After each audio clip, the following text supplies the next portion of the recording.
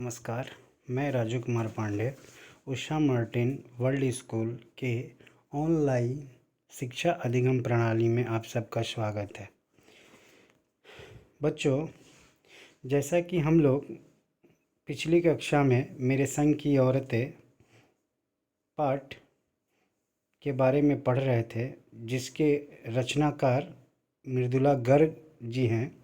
उन्होंने इस संस्मरण में अपने जीवन के बारे में, यानी उनके साथ जो जो घटनाएं घटी है उसके बारे में उन्होंने इसमें लिखा है। तो उनके जीवन के साथ जुड़ी हुई बहुत सारी घटनाओं के बारे में हम लोगों ने पढ़ा, जिसमें सबसे पहले उनके नाना नानी, फिर उसके बाद उनकी माँ, पिताजी, फिर परदादी। फिर हम लोगों ने पढ़ा कि जब वो 9 वर्ष की थी उस समय हमारा देश आज़ाद हुआ था। तो 1947 में जब देश आज़ाद हुआ था तो उस समय देश के तमाम लोग जो है आज़ादी के जश्न में शामिल हो रहे थे। उनके घर के लोग भी इस जश्न में शामिल हुए थे, लेकिन लेखिका इसमें नहीं जा पाई। कारण क्या था कि उनकी तबीयत बहुत ख़राब थी। मतलब उस समय टाइफाइड बीमारी जो थी काफ़ी जानलेवा थी, जिसकी वजह से वो उस जश्न में शामिल नहीं हो पाई और घर पे ही रह गई। तो यहाँ तक तो हम लोगों ने इस संस्मरण में पढ़ लिया था। अब आगे देखते हैं क्या होता है। आगे है कि सबसे पहले हम लोग थोड़ा सा इसके ऊपर के पैराग्राफ को पढ़ लेते हैं। इसको हम लोगों ने पहले भी पढ़ा था, लेकिन आज फिर यहाँ से स्टार्ट करते हैं। माँ जी की मन्नत का असर रहा होगा कि मैं ही नहीं, मेरी चारों बहनें भी लड़की होने के नाते किसी हीन भावना का शिकार नहीं हो पाई। मतलब उनकी माँ जी के मन्नत, आशीर्वाद, वरदान का ही असर था, जिसके वजह से उन 4 बहनों को कभी लड़की होने का एहसास नहीं हुआ, या समाज में उन्हें कभी हीन दृष्टि या हीन भावना से लोगों ने नहीं देखा। नानी, माँ और परदादी की परंपरा बरकरार रखते हुए लीक पर चलने से भी इनकार किए रही।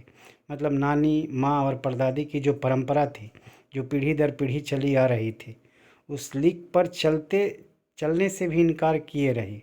मतलब जैसे वो लोग चलती थी या जिस तरह से वो लोग सोचती थी, वो उनके विचारों को वो लोग नहीं मानी। अपने तरीके से, अपने अनुसार अपने जीवन को जिया। यहाँ तक तो हम लोगों ने पढ़ लिया था। आगे देखते हैं लेखिका क्या कहती है। आगे कहती हैं लेखिका कि पहली लड़की जिसके लिए मन्नत मांगी गई थी, यानी जिसके लिए परदादी ने मन्नत मांगी थी, वह मैं नहीं। मतलब लेखिका बता रही है कि वो लड़की मैं नहीं थी, मेरी बड़ी बहन मंजुल भगत थी। मतलब जो सबसे पहली लड़की हुई थी वो उनकी बड़ी बहन थी, जिसका नाम था मंजुल भगत। घर का नाम था रानी, बाहर का मंजुल। लेखिका अवतार हुआ मंजुल भगत। मतलब यहाँ पे कह रही हैं कि उनका घर का नाम रानी था, लेकिन जब उनका लेखिका के रूप में अवतार हुआ, यानी जब उन्होंने लिखना शुरू किया, तब वो मंजुल भगत के नाम से उन्होंने लिखना शुरू किया। क्योंकि लिखना शादी के बाद शुरू किया और अपना नाम बदलकर पति का ग्रहण करने में कोई हीन भावना आड़े नहीं आई। तो हमारे समाज में होता क्या है कि जब लड़कियों की शादी हो जाती है तो शादी होने के बाद लड़कियां जो है सरनेम जो है वो अपने पति का सरनेम अपने नाम के साथ जोड़ लेती है। पिता के सरनेम को शादी के पहले तक ही रहता है। तो प्रायः ऐसा पहले होता था। तो उसी तरह मंजुल भगत ने भी किया। शादी के बाद अपने पति का नाम अपने साथ जोड़ लिया। तो इसको लेकर कभी उन्हें हीन भावना का शिकार नहीं होना पड़ा, इसलिए पैदाइशी जैन नाम छोड़कर भगत बन गई। मतलब वो पैदाइशी जैन थी, लेकिन शादी के बाद उन्होंने अपने नाम के साथ भगत जोड़ लिया। क्यों जोड़ा? क्योंकि उनके पति भगत थे, इसीलिए उन्होंने भी अपने नाम के आगे भगत शब्द जोड़ लिया। दूसरे नंबर पे मैं थी। दूसरे नंबर पे मैं मतलब लेखिका थी मृदुला गर्ग। घर का नाम उनका उमा था। बाहर का मृदुला। मैंने भी शादी के बाद लिखना शुरू किया, सो बतौर लेखिका नाम चला मृदुला गर्ग। ठीक उसी तरह जिस तरह उनकी बड़ी बहन शादी के बाद लिखना शुरू की और उनका नाम हो गया मंजुल भगत, ठीक उसी तरह लेखिका भी शादी के बाद लिखना शुरू की और आगे चलकर उनका नाम जो है शादी के बाद मृदुला गर्ग हो गया। मुझे याद है जब हमने लिखना शुरू किया उससे कुछ पहले नारीवाद का चलन हुआ था, मतलब नारी प्रथा नारीवाद का चलन हुआ था, तो शादी के बाद नाम न बदलने का रिवाज उसी ने चलाया था। मतलब ये जो है परंपरा उस समय चली थी कि शादी के बाद लड़कियां जो है अपना नाम नहीं बदलेगी, इसका रिवाज चला था। लेकिन मन्नू भंडारी का हवाला देकर हमसे पूछा भी जाता था कि आप लोग इतनी पोंगा पंथी घर घुस्सू क्यों हो। मतलब लोग मन्नू भंडारी एक लेखिका है, तो उन्होंने अपना नाम नहीं बदला था। तो इस तरह लोग जो है कभी कभी उन लोगों से पूछा करते थे कि मन्नू भंडारी ने तो ऐसा नहीं किया, फिर आप लोगों ने ऐसा क्यों किया। पोंगापंथी मतलब अंधविश्वास पे आप लोग क्यों विश्वास करती हैं कि शादी के बाद पति का ही सरनेम होना चाहिए, ये सब क्यों करती हैं, अपना नाम क्यों बदला। हमारे पास इसका कोई ढंग का जवाब नहीं होता था।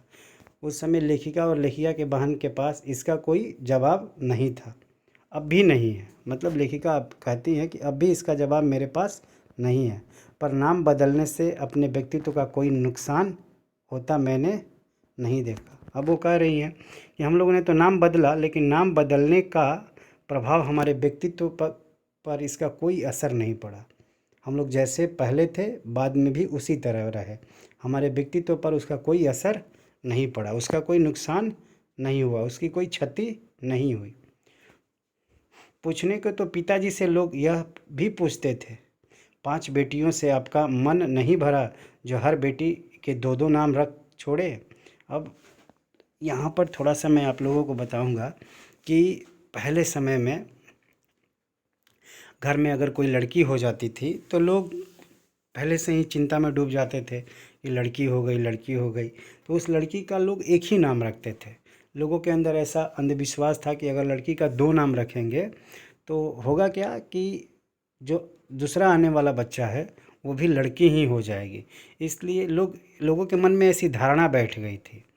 तो वही बात लेखिका के पिताजी से लोग पूछते थे, ये आपकी 5-5 बेटियां हैं, आपने इन लोगों का 2-2 नाम क्यों रखा।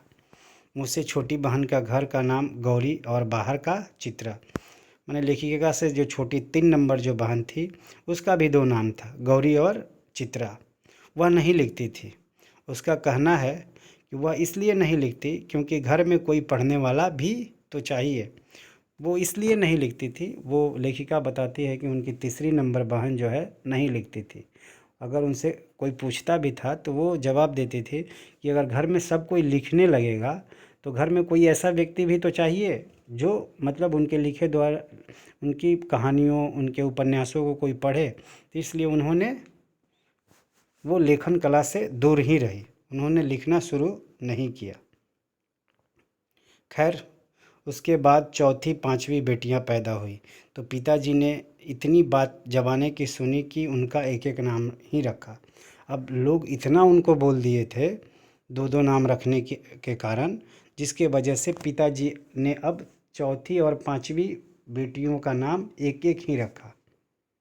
पिताजी ने रेणु और अचला, पिताजी ने चौथी और 5वीं बहन का नाम रखा रेणु और अचला। 5 बहनों के बाद एक भाई हुआ राजीव। मज़े की बात यह है कि बीच की 2 बहनें ही लेखन से बची रही, अचला और राजीव फिर उसमें जा फंसे।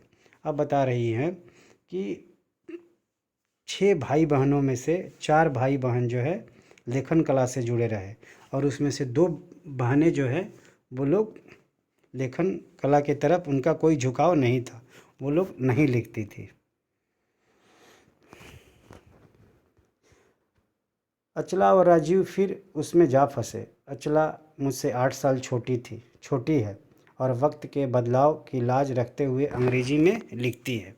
और उनकी जो बहन है अचला वो उनसे 8 साल छोटी है और वो अंग्रेजी में लिखती हैं। कहानी या उपन्यास जो है वो अंग्रेजी में लिखती है, लेकिन भाई जो है वो हिंदी के हवाले हो गया। यानी वो उनका भाई राजीव जो है वो हिंदी में ही लिखता था। हम चार लिखते हैं, तमाम खानदान हमें पढ़ता है। लेखिका बता रही हैं कि हम चार भाई बहन जो हैं लिखते हैं और घर के सभी लोग उन्हें, उनकी रचनाओं को पढ़ते हैं।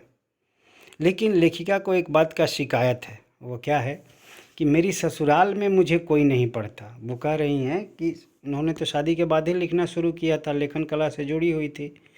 तो वो बोल रही हैं कि मेरे ससुराल में मुझे कोई नहीं पढ़ता। इस तथ्य को हजम करने में मुझे काफ़ी वक्त लगा। मतलब इस बात को समझने में उनको काफ़ी वक्त लगा कि उनके ससुराल के लोग उन्हें क्यों नहीं पढ़ते हैं। वो बाहर के सभी लोग उनके लेखन कला को इतना पसंद करते हैं, लेकिन ससुराल के कोई भी व्यक्ति उनकी कहानी, उनके उपन्यास, उनके नाटक या उनकी रचनाओं को ससुराल के कोई भी लोग नहीं पढ़ता था। तो उन्हें इस बात का बहुत दुख भी होता था, लेकिन बाद में उन्हें इस बात का कोई दुख नहीं हुआ। क्या कहती हैं, फिर उसके फ़ायदे भी नज़र आने लगे। बता रही हैं कि नहीं पढ़ते थे तो इसके फ़ायदे उन्हें नज़र आने लगे। नहीं पढ़ते हैं तो उसके लाभ क्या है। तो बताती हैं कि कम से कम घर के भीतर तो मुझे हिंदी आलोचना बुद्धि से दो चार नहीं होना पड़ता है। कह रही हैं कि ससुराल के लोग उन्हें नहीं पढ़ते थे तो उन्हें उन्हें उसका ये फ़ायदा हुआ कि कम से कम घर के भीतर, यानी घर में उनकी रचनाओं को लेकर किसी तरह की कोई आलोचना नहीं होती थी, कोई तर्क वितर्क या वाद विवाद नहीं होता था, जिससे कि वो बची रही। अक्सर ऐसा होता है कि अगर हम कुछ लिखते हैं तो घर वाले जब पढ़ते हैं तो उसमें वो लोग कुछ ना कुछ अपना ज़रूर जोड़ देते हैं या कुछ ना कुछ ज़रूर उस पर आलोचना करते हैं। तो ये उनके मन में ये बात आई कि चलो अगर नहीं पढ़ते हैं तो उनके लिए, इस बात के लिए उन्हें अब दुख नहीं बल्कि उन्हें इस बात की खुशी होने लगी कि चलो अब नहीं पढ़ते हैं तो हमारे घर में हमारी कोई आलोचना नहीं करना पड़ेगा। अगर आलोचना करता है तो फिर उसके साथ उनकी बहस हो जाएगी। तो इसलिए चलो अगर नहीं पढ़ते हैं तो इस चीज़ से वो बची रही। अब हम लोग आगे के अंशों को अगली कक्षा में पढ़ेंगे। धन्यवाद।